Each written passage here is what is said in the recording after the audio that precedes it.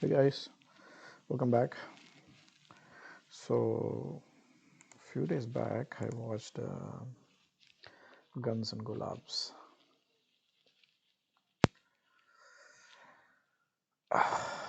and I really liked it. So earlier, I think I watched. See, I'm not seen all of the series by Rajan DK. I've seen Farzi. I think it was released a few months ago. That was a nice one. Mm, Family Man, I didn't watch. I watched a couple of episodes and I found it to be a bit immature. It was like this kind of a TV series. Not the kind of not web series, and TV series how mega serials on TV. I for some reason I didn't like it that much. I'm looking at their Wikipedia page. It says they've done glitch. I don't know what. I have not seen that. Is this on? I'm not sure if it's on Netflix or whatever, but I have not seen this. So Farzi, I liked. That was like Shahid Kapoor and all that big names in that. I like that, and I'm looking forward to part two Farzi, maybe season two or whatever. This one, I mean, whatever this guy Rajkumar Rao does, I, I, whatever movies I've seen or whatever series I've seen of him, I've liked pretty much all of them. His scripts selection is on point. I mean, it's as if this guy Ayushman Khurrana. He almost never went wrong with his scripts for the first five or six movies, I believe, if I'm not wrong, right? So that's how I feel about this guy. He chooses scripts very wisely, and his acting also is like I think he's a very nice actor. He's a brilliant actor, and this one has Dulquer Salman and I don't know. See, there are many other actors that look familiar, but I don't know their names. There's this guy Adarsh Gaurav who has played a very nice role in this as Jugno. It's like there's so many things I like about this series. First of all, I think it after a long time I felt like watching a complete series because it had a bit of everything. It had romance, it had crime, it had politics, it had teenagers issues and their track, and then this 90s nostalgia landscape was beautiful. Everything, I mean, there's so many things, right, that in this series that I found to be really, really impressive. And on top of that, the so I had this feeling. I don't know if I just googled if Gulabganj is like a real place. Looks like it's a village in Madhya Pradesh. But when I read the Wikipedia article on Guns and Gulabs, it says it's set in a fictional town of Gulabganj. I'm not sure if the makers knew about this other Madhya Pradesh Gulabganj, because that doesn't look like a hill station kind of a place. Whereas in the series, what they show us is like a Gulabganj it looks like a hill station kind of a place, hilly place, right? Which makes it all the more like beautiful to watch the series in the first place. So I don't know if the makers knew about this other Gulabganj that is there in Madhya Pradesh, but that's the impression that, like, that's what I was thinking, like, because when you watch the series, you would picturize the village in some part of India, right? I I thought maybe it could be somewhere in Bihar or Jharkhand. You know what I mean? Because there's this Calcutta, gangsters that get involved, and then there's There's like an Andhra guy who's a gangster. Charkatatmara was a funny dude. But he's from Mumbai or somewhere. So I thought, okay, that was another question that I was having. Like, where exactly is this plot set? I don't know where they intended to be. Somewhere maybe in Madhya Pradesh or Bihar, somewhere closer. So somewhere equidistant to all of these cities, maybe. I don't know. But the landscape is a beautiful landscape. And as usual, like it's a dark comedy, black comedy, which is one of my favorite genres, especially when it's part of a crime thriller. It's all the more interesting. Those are my two favorite genres of movies, right?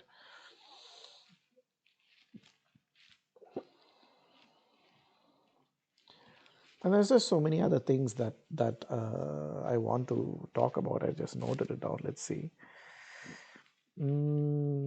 First thing is this dude Jugunu, right? This Adarsh Gaurav. So starting from the beginning of the series, you get this kind of feeling that such a spoiled brat. You know how the cycle, there is the saying that says, strong men create good times create weak men create tough times create strong men. So it's like a cycle, right? So that's what I was thinking. Like s- since like starting from the first episode, like, so this dude looks like one of those kids, right, who born in a rich family, have all the luxuries and whatnot. So doesn't have to struggle for anything, and then so ends up being not so, the jack of all arts or king of none, that the saying. So that's what I was thinking. In some scenes he comes off as a creep, who potentially has a thing for his friend's wife and that kind of stuff. But I also was paying attention to the kind of clothes that he was wearing in the early episodes, and it felt kind of feminine. But I mean, rich kids do whatever they want, right? Like, so it was really subtle. And I was watching the interview of Raj and DK, and they intended it to be really subtle, it seems. Just after watching the series, I watched it like yesterday or day before yesterday. And later, towards the end, right, and also there's also a dialogue in one of the episodes where he talks about Indira Gandhi, and like his kind of feminist argument. And I thought at that time, like, oh, there's another left wing writers who was like forcing these left wing ideas into the 90s series, right? Like the series set in 90s, right? Because at that time there was I don't know, the feminism. India is still not that, like, India is still a very conservative country, isn't it? Like, that's what I was thinking, and like when I watched that episode. But then towards the end, I was like, wow, okay, shit, I forgot to mention this. I may say some spoilers, so if you have not seen this, don't watch it any further. So towards the end, he dresses up like a girl and then kills his dad, and that's when I'm like, shit. Now it makes sense, right? And I'm running all the previous scenes from the earlier episodes in my head, right? I was like, shit, that's a nice one. That's if you if you if you don't if you don't know this, and if you start watching the series from beginning, you wouldn't guess. You wouldn't guess this. That was a nice twist actually, and that dude is a nice actor because I actually believe that kid was a rich kid. You know what I mean? Because the way he walks and the way he talks and all of that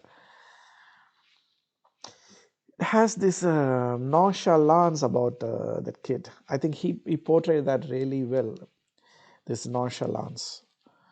Um, that's what comes to my mind when I think of that kid, right?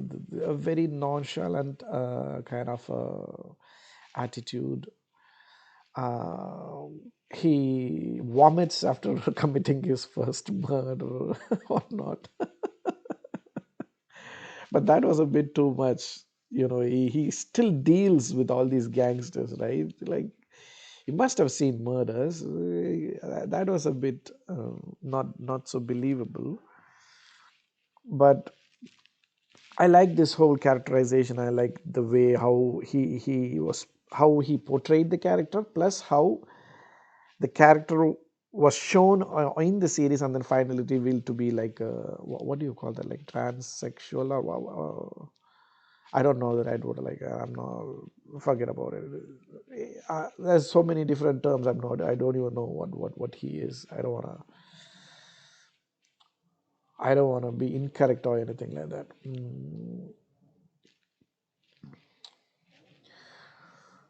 And there's another interesting character in the series is this dude's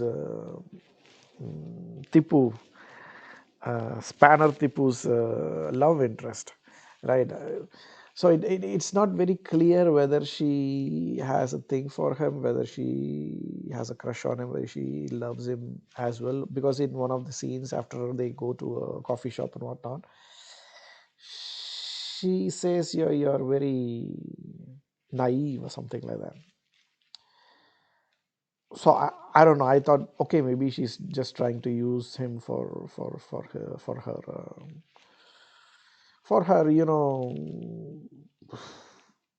for her own, I don't know, whatever, right? But then towards the end, when he kind of, you know, is about to die on her lap or whatever, and like it's still not revealed, but her character is very interesting in the sense that she is really curious about the murders that he commits, and I think she gets kind of turned on by that, right? Like uh, as Rajan DK, or there's this film companion, a lady, I forgot her name. She pointed out in one of the interviews, right? Like maybe in that, because in that village everything is killing and gangsters and whatnot, and because she grew up in that, maybe she gets excited about like how would it feel like to kill a person or whatnot.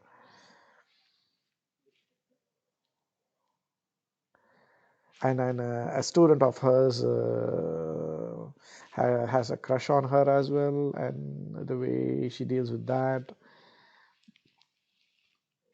that's an interesting uh, a part of the story as well.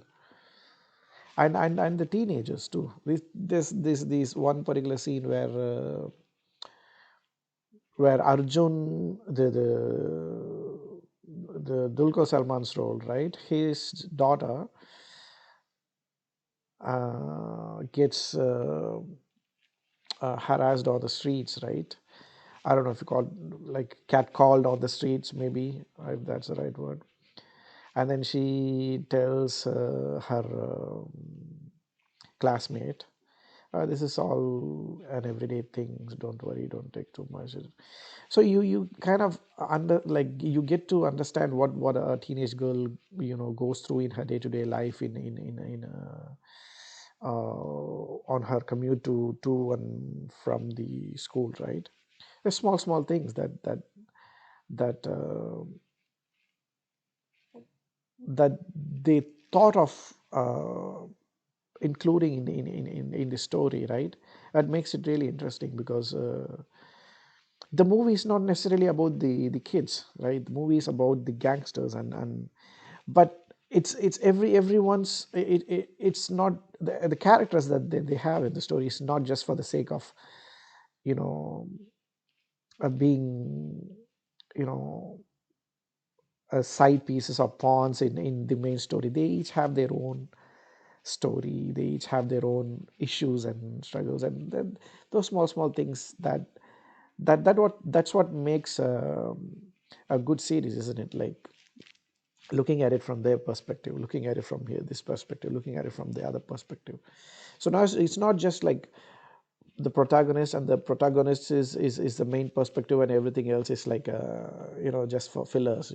That's how a typical movie is made most of the time. But then in this series it's like everybody's perspective is shown like that. That's one thing I really felt mm, was a good thing about this Guns and Gulabs.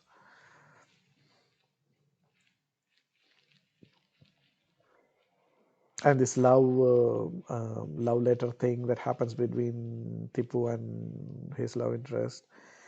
These are all things that happened. They used to happen in the 90s, right? Like, it doesn't happen anymore. We used to write letters. We never had mobile phones. I know this because I grew up in the 90s. I'm a 90s kid. Telephones, like mobile phone telephones, also came much later. We never had telephones. I even remember, like, early 90s. I got a telegram from one of my families, right? Like, telegram is not a thing anymore. Telegram, there's an app called Telegram, but that's a different thing, right? But these Gen Z kids, like, won't even know how things were. You know what I mean? There's, like, those were different days. Used to write letters to Calcutta, and my cousin brother, used to write letters to us. It would come maybe in a month. I don't know how long it used to take. Also different times. Also, like, long ago, right? 90s. Wow, the 90s is how long before? Like 30 years ago, right? Wow. I can't believe I'm old, bro. I'm old.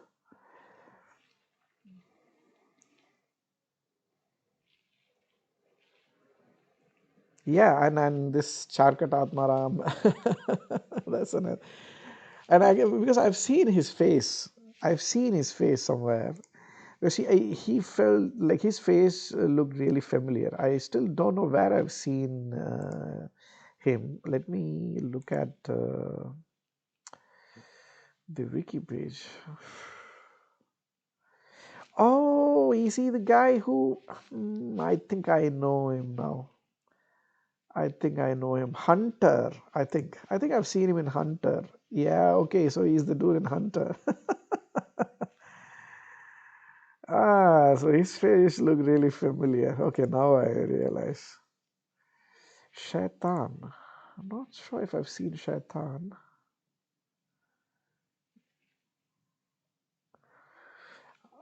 I forgot. I'm not sure if I've seen this movie. Hmm. Yeah, and his character is another interesting character. He never like, there's this dial phone, right? I think he never talks for more than a minute or so. He just cuts the call before it reaches a minute or so. That's another interesting thing. And then his style, like Charkat Atmaram. And in the end, it's kind of implied that he's not dead yet. I don't know if Guns and Gulabs 2 is going to be there. Uh, yeah, it would be fun if there's Guns and Gulabs part 2, season 2, or whatever. Mm. And I don't know what else. Like Dulkar Salman, yeah, I mean, politics, betrayal. He's a good actor too. I mean, nothing really interesting about his character though. It's just like another.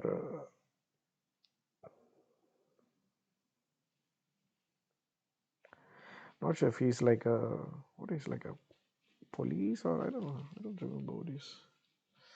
I forget about it. And these kids, the school kids, right? They all acted really nicely.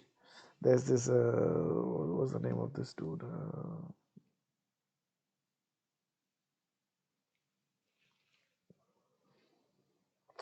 Forgot all the names, bro.